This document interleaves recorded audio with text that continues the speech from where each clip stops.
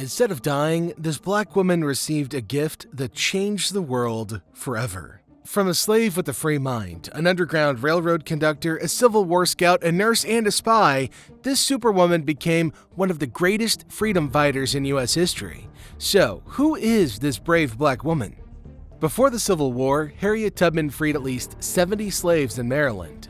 This was after making her escape from slavery in the fall of 1849. Although many of Tubman's most extraordinary skills can be attributed to someone trained in lucid dreaming, she believed she had a lot of supernatural abilities that allowed her to free so many people.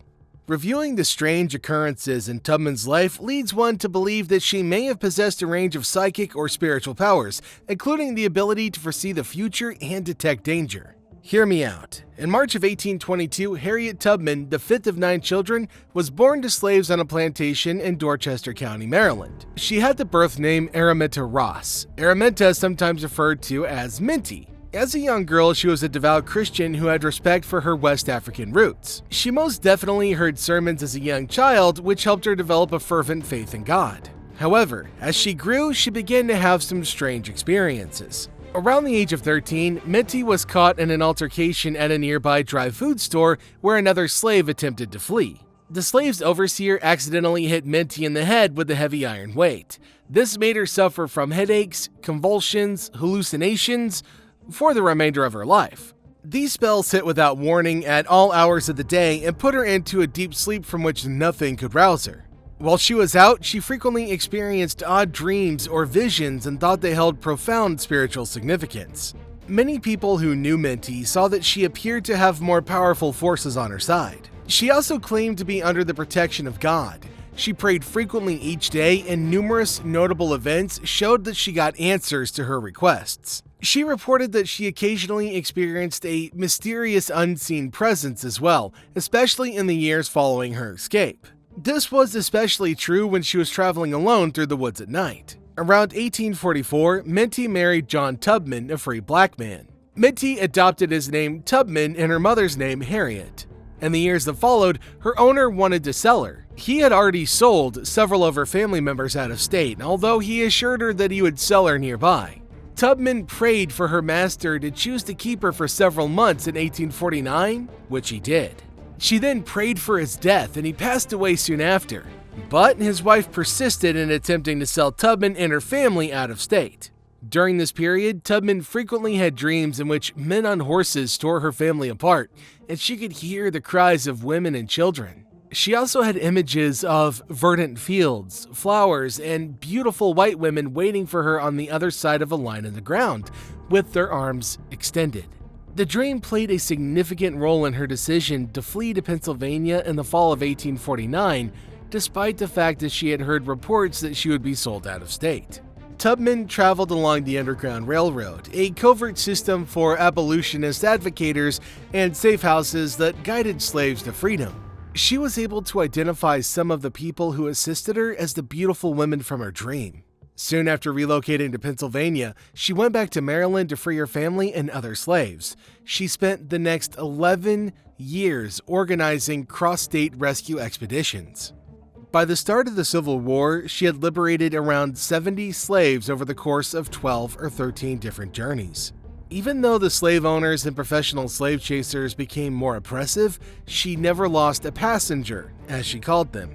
She served in the Union Army during the Civil War, and she spent the rest of her life managing a hospital out of a house that she purchased in Auburn, New York. The majority of the information we now have about Tubman's life comes from the letters she dictated and the interviews she had with her principal biographer, Sarah Bradford, who was the first to write about her life. Bradford recorded several instances where Tubman appeared to obtain vital information via highly unconventional methods. Numerous people who worked with her attested to these claims. Her heart would flutter when a threat was close by, according to Tubman, who claimed to have inherited this extraordinary ability from her father. Bradford talks about a time when Tubman was troubled in spirit and believed her 3 slave brothers were in great danger. Just before they were sold out of state, she stepped in to save them. On another occasion, Tubman disclosed a change of plans while smuggling 2 slaves out of the state based on the claim that God had instructed her to stop. Despite the fact that neither she nor her passengers could swim, she crossed 2 deep and swiftly flowing creeks instead of continuing on the road.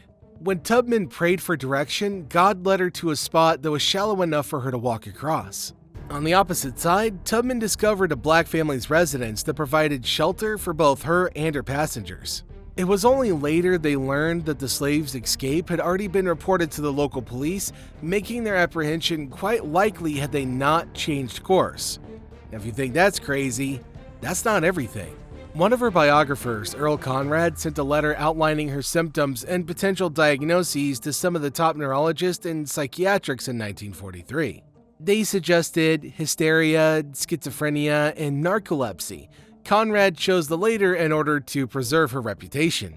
Kate Clifford Larson, a more recent biographer, had argued that Harriet's symptoms are better explained by temporal lobe epilepsy or the impact of bright lights and hearing the sounds of loud music, rushing water, screaming, and disembodied voices. She also noted that she experienced periods of extreme anxiety and fear that alternated with exceptional hyperactivity, fearlessness, and dreamlike trance while still being conscious. So, does this argue for her experiences being purely medical or for something else? Both Tubman's sleep episodes and her brain injuries never appeared to be disabilities. In reality, they frequently worked in her favor, causing visions that gave her crucial information about decisions that may have made the difference between life and death. In these visions, according to Tubman, her spirit would occasionally leave her body and soar through the air while she peered down at the land below. In numerous instances, Tubman's visions accurately predicted future happenings and gave her access to information she had not previously known. This implies that Tubman's visions were more than just her imagination at work, and that they periodically revealed information about the outside world. Since Bradford's initial biographical works, Tubman's story has been repeated countless times. In the following century, there were numerous biographies as well as numerous young adult books and films. In 2019, they produced the first ever feature film adaptation of Tubman's life. However, none of these narratives had focused their study on Tubman's extraordinary skills prior to James McGowan's 1995 publication of The Psychic Life of Harriet Tubman. All we could say is that whatever was going on in her brain or spirit, she was a blessing to Black people and an extremely courageous woman. From her early days as Minty, to a young enslaved girl grappling with head injuries and mysterious visions, Harriet Tubman's life took a fascinating turn. She went from enduring a traumatic childhood incident to becoming an Underground Railroad conductor, a Civil War scout, a caring nurse, and a secret spy. But was the secret to her success an extraordinary set of talents?